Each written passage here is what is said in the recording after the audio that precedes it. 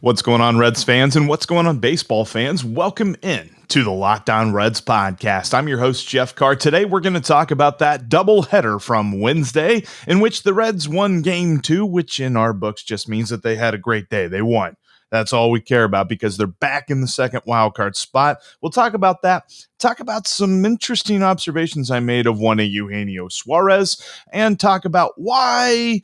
Let's just be positive for a minute about him. We'll be positive about a Eugenio Suarez for a minute. And I've got some thoughts about Wade Miley coming up on today's podcast. We got 20 minutes of good Red Stock coming your way. Before we do that, though, I wanted to let you know when you're done listening or watching to the Locked On Reds podcast here today, go check out the Locked On MLB podcast. He's a walking encyclopedia. His name is Paul Francis Sullivan, but he'd rather you call him Sully. Listen to him for a wealth of knowledge of baseball present and past on the Locked On MLB podcast, wherever you get your podcasts. All right, let's get going. You are Locked On Reds, your daily Cincinnati Reds podcast, part of the Locked On Podcast Network, your team every day. Thought I'd dress up after a win. That was good. The Reds absolutely needed that. Not just the W, but the way they got the W. That was a catharsis. That's what I kind of wrote down for this game. This was something that had been building. That 4-game losing streak was really feeling more like a 10, 11, 12, maybe a 20-game losing streak, simply because they weren't scoring. Every time you turned around, the opponent scored all the runs that they needed in the first inning. And the Reds would claw their way back to getting like one, but that was it. It was a lot of trouble. And then in the first game of the doubleheader, they did score 4, but it seemed like every time they scored, there was an answer for that. And we'll talk about that later, though, because I want to talk about the good first. I want to talk about that win. Absolutely phenomenal stuff, and it was all thanks to Nick Castellanos. That dude dominated the Cardinals again. You want to talk about a dude that's gotten in the head of Cardinals fans and Cardinals players and all that stuff? I never get this right. Bam! Right there. Nick Castellanos is absolutely phenomenal.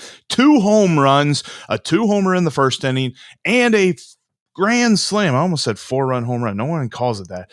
Just grand slam, Jeff. A grand slam in the second inning that was so majestic, so amazing, so brilliant that Mike Shildt absolutely had to make sure Nick Castellanos couldn't use that bat again. Now, after the fact, there was this whole thing of, well, you know, it's a player safety and stuff like that.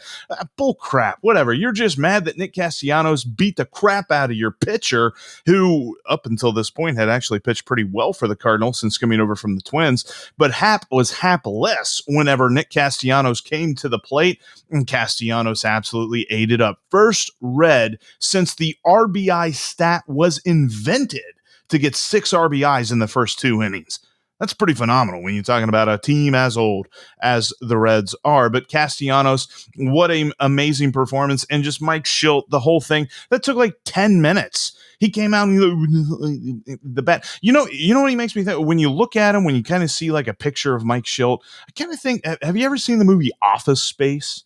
I think of that squirrely dude, Milton, the guy who's really worried about a stapler. I think Mike Shildt like had to come out of the dugout and say, "Excuse me, I don't really like the bat. I think we should remove the bat. I think the bat is illegal. I don't think that he should be allowed to."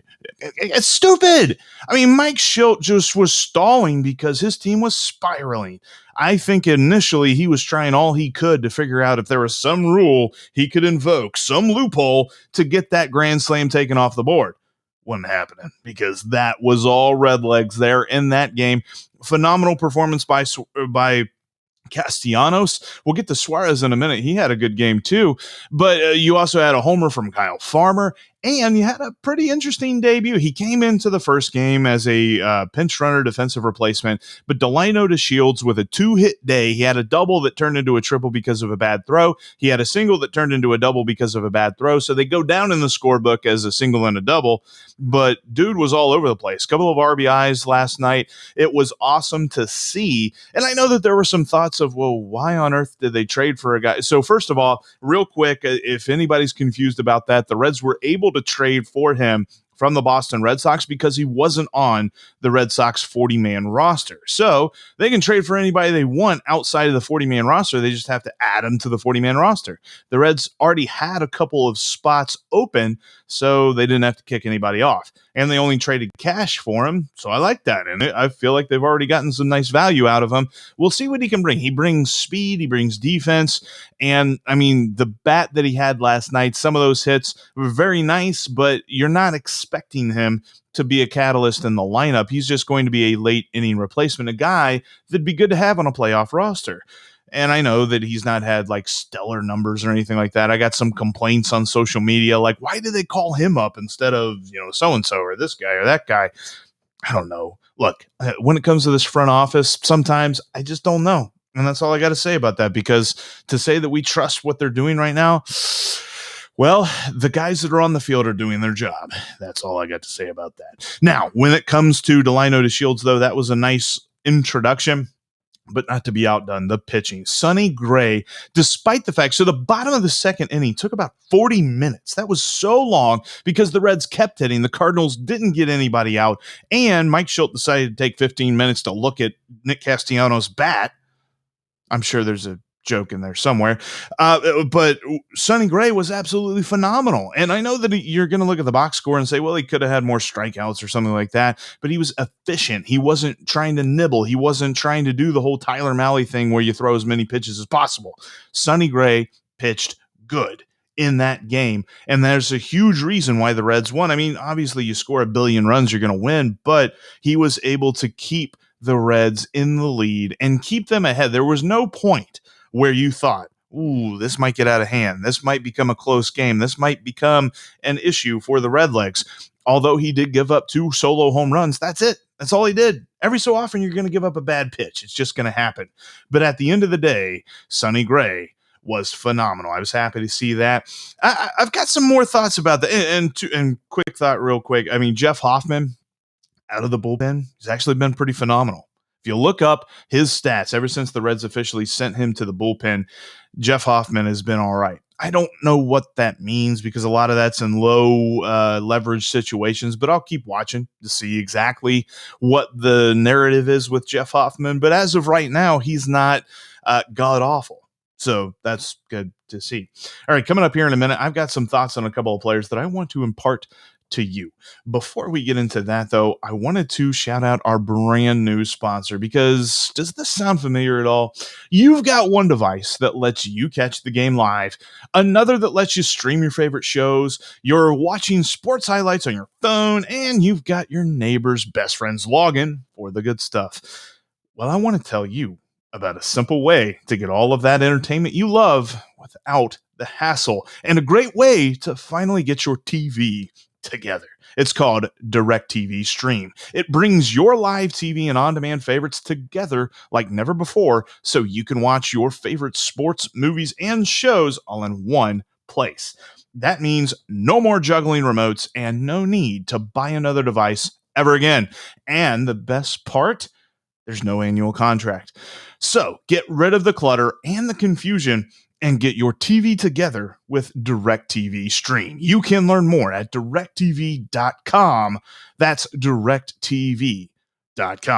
Compatible device required. Content varies by package. So yesterday was fun for a bunch of reasons because they scored a bunch of runs in game 2. And like I said, when you win 12-2, really you won the day. So whatever, like we'll let the Cardinals have that little 5-4 thing in the early part. We'll talk about Wade Miley here in just a moment.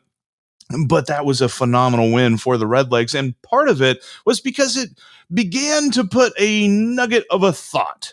Now, there are some people that are not going to have this thought at all the rest of the year because they're going to look at his season stats and say that he's done. But bear with me for a second. Let's think about this. Eugenio Suarez yesterday came into the game abysmal. In fact, he didn't start game 1. Now, game 1 was a right-hander pitcher, so they had Moose in. And whenever they got into the Cardinal bullpen, there was a lefty that came in. So David Bell brought out Eugenio Suarez, not Asdrubal Cabrera, which we keep saying, okay, why is Asdrubal Cabrera here if he's not hitting lefties? But I digress because Eugenio Suarez hit a double In fact, he was hustling on that double. He hit a kind of shallow, I kind of try to combine those two words, liner into short right field that bounced into the tarp.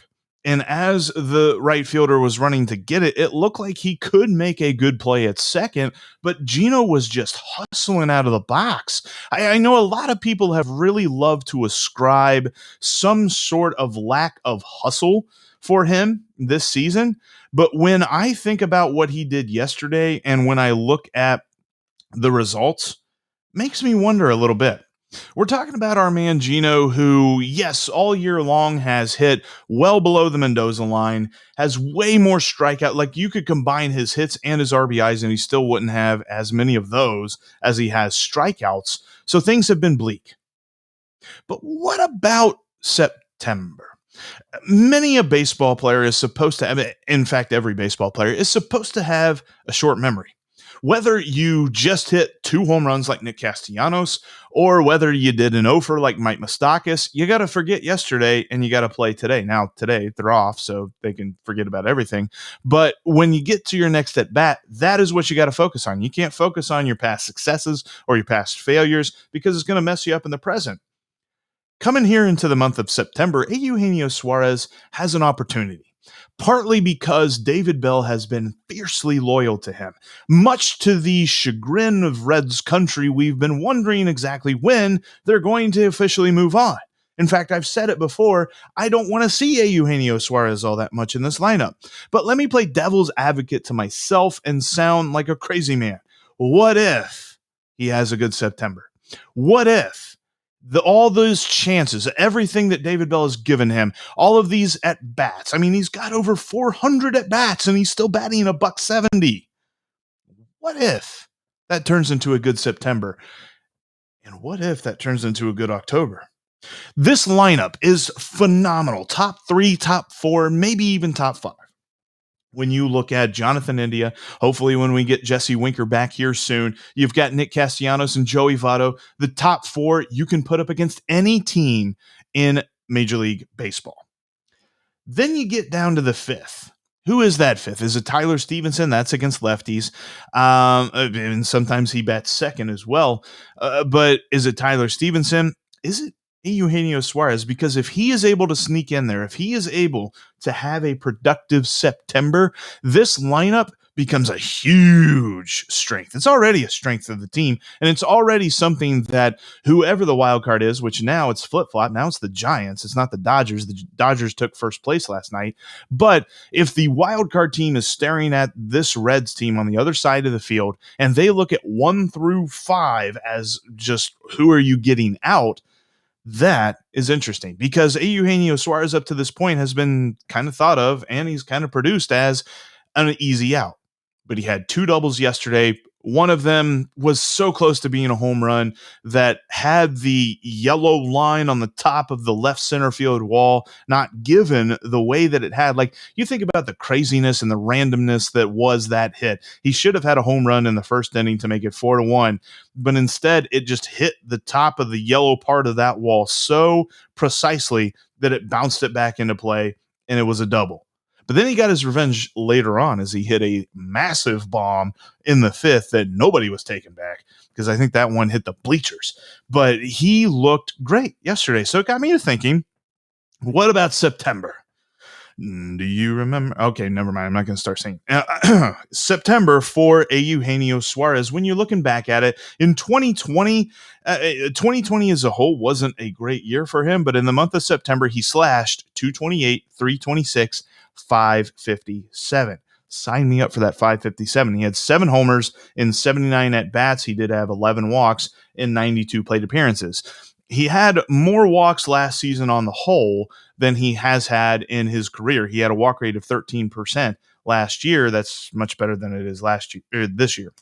Then you go back to his last good year. We keep comparing Eugenio Suarez to his 2019 self. And when you look at that, the month of September then was probably his best month of the year. It wasn't his most home runs of the year because he hit 12 in July, but he had 10 home runs in September and he slashed, get this, 337, 455, 747.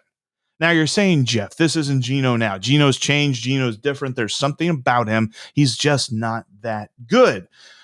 Maybe, but even if he could hit more toward his career numbers, which career in September, 249, 331, 427. I know I've thrown a ton of numbers at you today with Geno, but if he can elevate his numbers to that point, if we're talking a 557 slugging, if we're talking a 249 average and somewhere around a 330 on base, sign me up for that. He doesn't have to be the 2019 self who was the best hitter in that Reds lineup, because the Reds already have a couple of best hitters in the Reds lineup this year. He doesn't have to be the top guy. Now, if he wants to be, that's all. I would love to see that. But as a guy who yesterday I said on the radio when I was on Cincy 360 with Austin Elmore, which, by the way, I'm on that again today, depending on when you're listening to this. But I said that if you put a T on home plate, Eugenio Suarez would strike out. He proved me wrong there. He had 3 hits yesterday. Maybe he can continue to prove me and prove every naysayer in Reds country wrong. I know he's had a tough year, but if he can come back and have a productive September, that's going to make this Reds team so good going into October. You're talking about some pretty good starting pitching. You're talking about an amazing lineup and a bullpen that, if they can just hang on by the skin of their chins, maybe. Getting ahead of myself there, but I'm hoping and I'm praying and I'm wishing that Eugenio Suarez can have the kind of September that he has had in the past, because that's going to be a lot better than what we've got so far. All right, coming up, I've got some thoughts. We got to talk about game 1, because we've already talked about game 2 and we've celebrated it. Let's talk about game 1, break it down.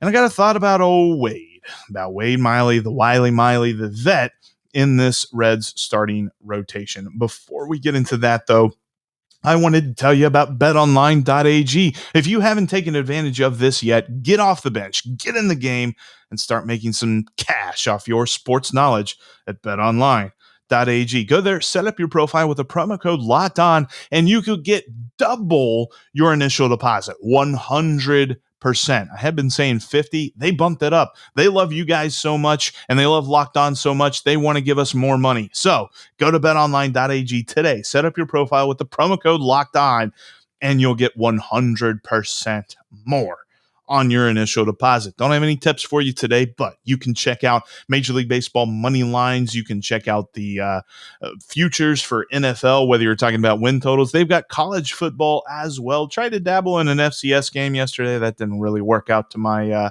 benefit, but whatever. Football is back, and betonline.ag is your destination to go bet on football. They got this great offer for week 1, too. If you put in the promo code, and you can get a free bet. It's $25, up to $25. If it doesn't hit, then you get your money back. And I'm currently looking up the promo code right now.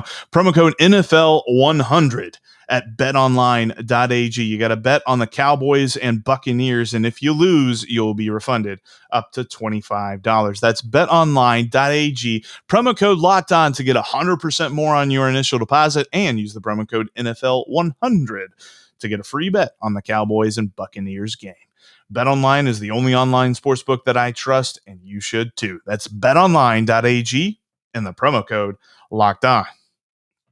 Also, head on over to rockauto.com. Rock Auto has all of the parts that your car will ever need, whether you're talking about a brake pad, a brake light, a tail light, brake light and tail light, same thing.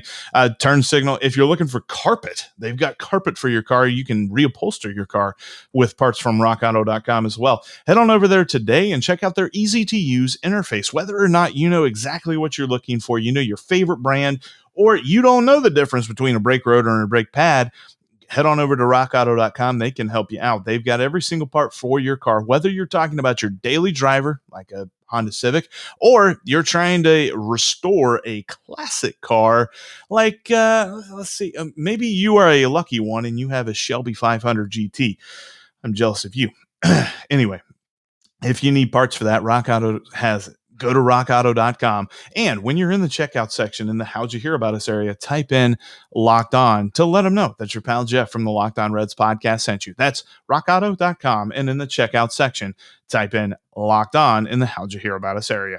Rockauto.com has all of the parts that your car and my car will ever need. All right, one more before we get going today, because the Reds played 2 yesterday. The first game was kind of a bummer because they finally started hitting. They broke out of that we're scoring 1 run a game thing that they had going on there for a couple of days, and they actually took a lead a couple of different times. The problem was our man Wade, who has been so consistent all year long, who has been so fantastic at limiting hard contact, was giving up a lot of it. And a lot of it to Paul Goldschmidt. In fact, Paul Goldschmidt was trying to do his best impersonation of Nick Castellanos. Or you know what? Maybe it was Paul Goldschmidt did it first and Nick Castellanos did it better. That's what we're going to say. Paul Goldschmidt had 2 home runs in the first game, and he was the reason that the Cardinals won because he kept killing everything Wade Miley was throwing at him. Wade Miley, when I looked at Baseball Savant to try and get some sort of feel for what was going on, according to StatCast, his spin rate was down on most of his pitches except for his curveball. And we're not talking about sticky stuff. In fact, that's a real quick sidebar. When it comes to spin rate's not a bad thing. I feel like we've gotten into this mold as baseball fans, and I'm not even just talking to Reds fans right now, as baseball fans as a whole.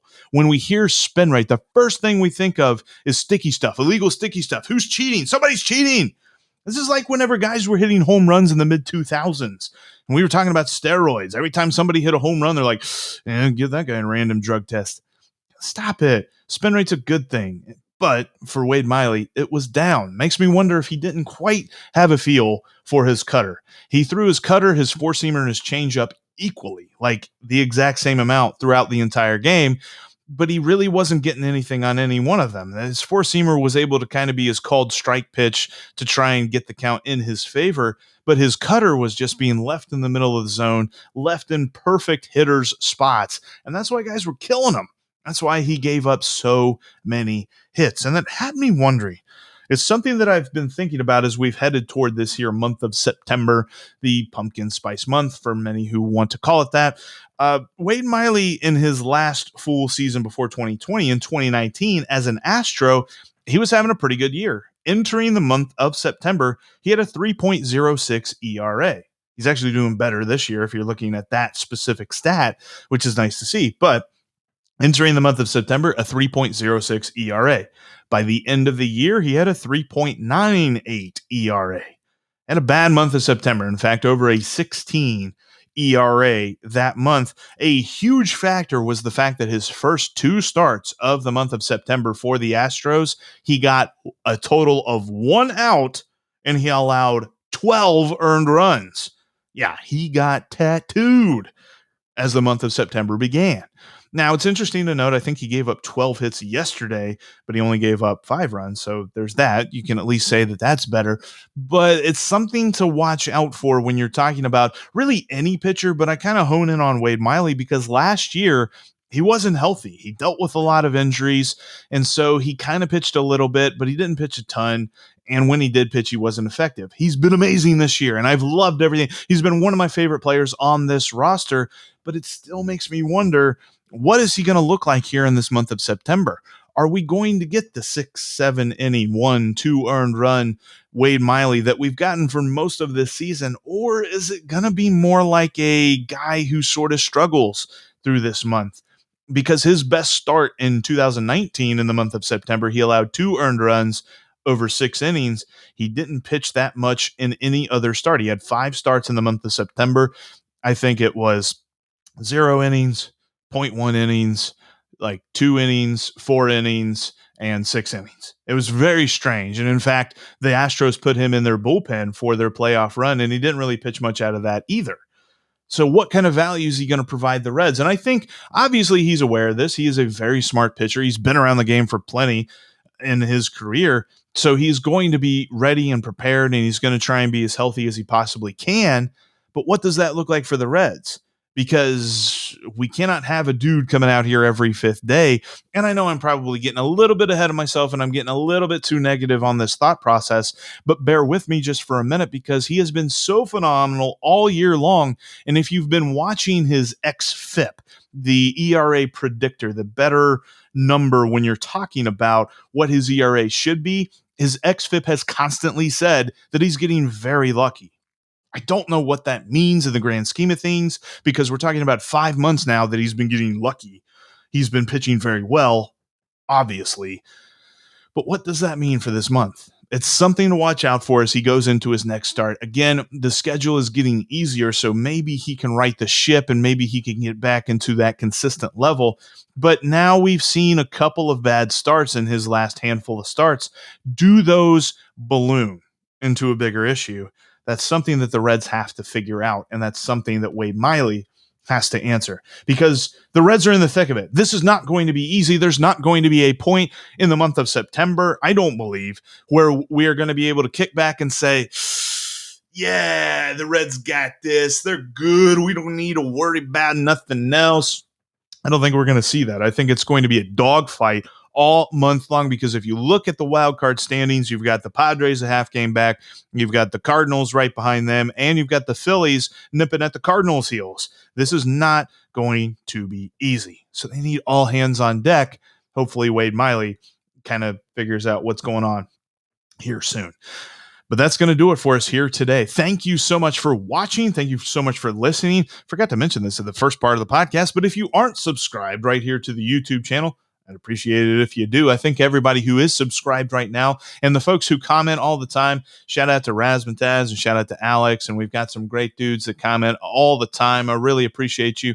And for everybody who is subscribed to the podcast on your favorite podcasting app, thank you as well. We've had a fun season thus far. Welcome to the stretch run. Welcome to what we've been waiting for. Now, I know we're really waiting for playoff success, but the last time, I talked about it on yesterday's podcast, the last time that this Cincinnati Reds team played meaningful baseball in the month of September was 2013. I was still in college. It's nice to be here, and we'll keep you posted every single day. Hoping to have some Tigers stuff for you tomorrow. We'll see if we can get the Locked on Tigers host on here, and we'll talk about this weekend series with the Reds and Tigers. Coming up, they've got a young left-hander going up against them, Tyler Alexander, on Friday. You know what that means. We're going from success against an old left-hander to hopefully seeing the lineup have success against a young left-hander. We'll talk more about that tomorrow, though, on the Locked on Reds podcast. Thank you so much for watching and listening, and I'll see everybody tomorrow.